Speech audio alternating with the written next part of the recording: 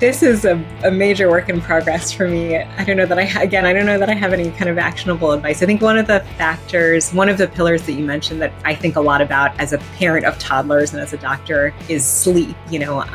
Writing the book, I spent a lot of time reading these very old scientific papers and medical reports that are often like much more vivid and descriptive than contemporary scientific papers. For a long time, scientists basically ignored sleep together. It was described in medical texts as the cessation of the waking state. So it was literally like when you're not awake, you're asleep and we don't care about it. And then this Russian neuroscientist, who's one of the first female biochemists, she did this series of experiments to try and understand. She published it in this paper called Sleeping a Third of Human Life, which was about how profoundly important it was. And she writes really evocatively about the physical traces that sleep deprivation leaves in our brains, the way that our physical DNA of our neurons affected by prolonged sleep. I think sleep can really feel like a luxury for people who have little kids or who are working the third shift or who don't have a lot of control over their work and lives. So I don't want to be prescriptive about this. And I know as a resident, I spent years of my life essentially not sleeping at all. I'm not sure how that has aged my brain, but now the big thing that I have been trying to focus on recently is trying to prioritize when I can. When I'm not on call at the hospital, I sleep on a different floor of my house from my phone and my laptop. So they're on a completely different floor of the house than I am. I try and have as much of a separation between screens as sleep as I possibly can. And I also do my own bedtime stories. So